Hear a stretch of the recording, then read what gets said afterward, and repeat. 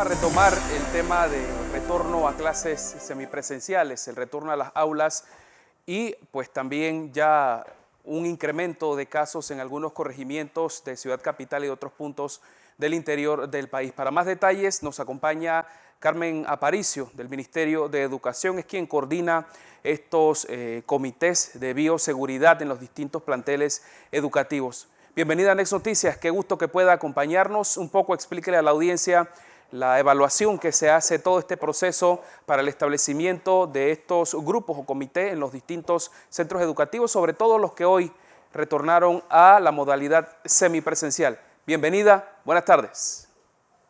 Sí, muy buenas tardes a ustedes de Next Noticias por brindarnos la oportunidad de compartir la información en pantalla con toda la teleaudiencia. Mira, es importante que nosotros tengamos claro que el proceso se inicia desde el año pasado, como bien lo dijiste, con la conformación de los comités escolares COVID-19 que están integrados por padres de familia, el director, docentes, los estudiantes y sociedad civil también, los miembros de la comunidad.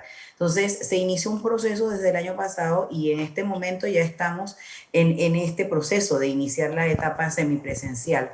Si bien es cierto, teníamos una línea base de 100 escuelas, sin embargo, con el incremento de los casos positivos de COVID en algunos corregimientos y como en el decreto 435 del 13 de abril del 2021, donde se establece que en aquellos corregimientos donde la COVID-19 tenga un incremento, pues se tomarán medidas y fue precisamente lo que se hizo luego de varias reuniones con el equipo del Ministerio de Salud, pues tomando esas medidas preventivas para garantizar la seguridad de nuestros estudiantes y de los docentes y de todo el personal administrativo.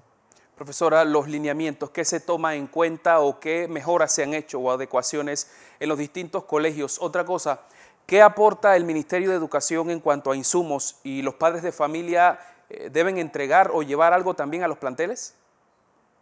Sí, bueno, en cuanto a las mejoras o lo que se ha hecho desde el Ministerio de Educación es que hemos logrado alianzas, se han hecho alianzas de manera interinstitucional para poder abordar todas esas necesidades en mantenimiento que se tienen. Sin embargo, el Ministerio de Educación, desde que se dio la oportunidad de la apertura de lo que fue el sector de construcción, el Ministerio de Educación también se abocó pues, a realizar algunas mejoras en más de 1.600 centros educativos. Y en este momento, a través de con escuelas con un monto de arriba de 4 millones de dólares, se están dando atención a más de 824 escuelas. Estamos haciendo instalaciones también por un monto arriba de 4 millones de dólares en instalaciones de tanques de reservas de agua para poder garantizar que en aquellos centros educativos donde el suministro de agua no es permanente, pues tengan cómo poder solventar o solucionar esta situación que se tienen en algunos centros educativos donde se recibe agua con el cisterna, donde necesitan tener un tanque de reserva para poder garantizar que las escuelas van a tener agua de manera permanente.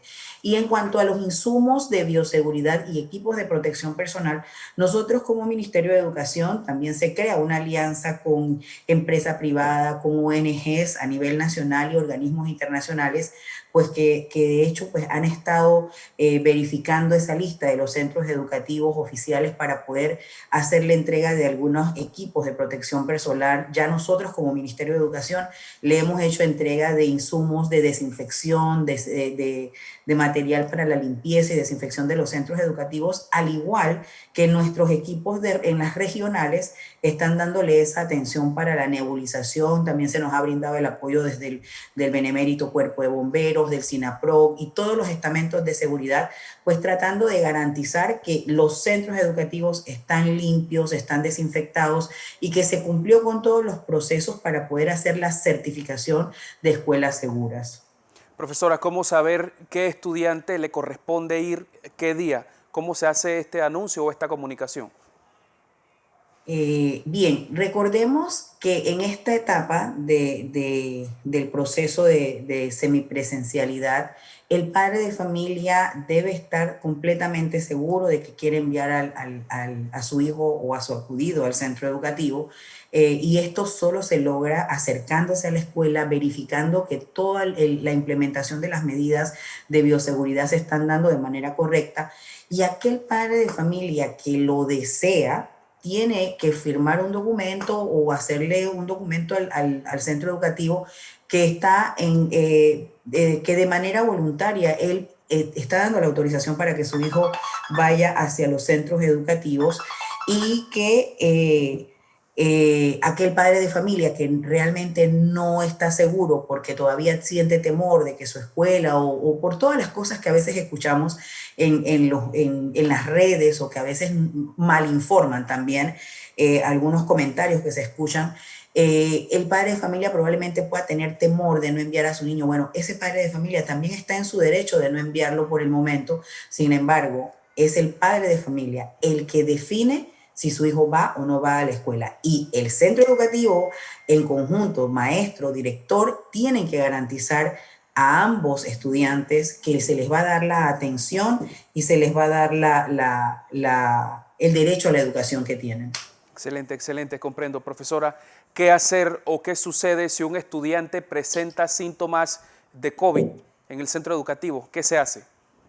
Mira, lo primero que nosotros recomendamos, y es algo que hemos venido desde el principio diciendo, y no solo para aplicarlo en los centros educativos, institución también, que son medidas que el mismo Ministerio de Salud y la Organización Mundial para la Salud han establecido, que es, si tienes síntomas, por favor, inmediatamente tienes que asistir a un médico, atenderte con un especialista para que él pueda definir o se te hagan las pruebas pertinentes para poder establecer si lo que estás padeciendo es COVID o es un simple resfriado. Puede darse el caso. Sin embargo, si se da la situación de que en un centro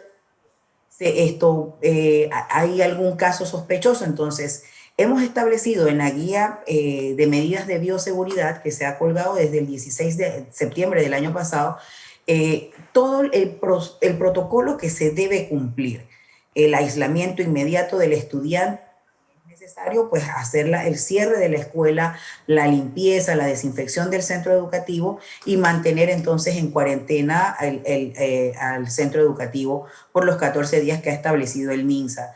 Pero lo recomendable es que si el estudiante tiene síntomas en casa, el padre de familia no lo envíe. Si el docente tiene síntomas, pues es ir inmediatamente al médico y no ir a la escuela, porque realmente nosotros no somos los idóneos para determinar si es COVID o no. Entonces nosotros sí podemos cumplir con un proceso de que está establecido un protocolo, pero lo más saludable, lo más sano y de manera preventiva, que es nuestro principio en gestión de riesgo, es estar adelantados. O sea, tengo un síntoma, voy al médico, no al centro educativo. Muchas gracias. Le agradezco mucho por conversar esta tarde con la audiencia de Next Noticias y darle todos esos detalles, por supuesto, tan interesantes. Pase buenas noches. Muchísimas gracias a ustedes. Hasta luego.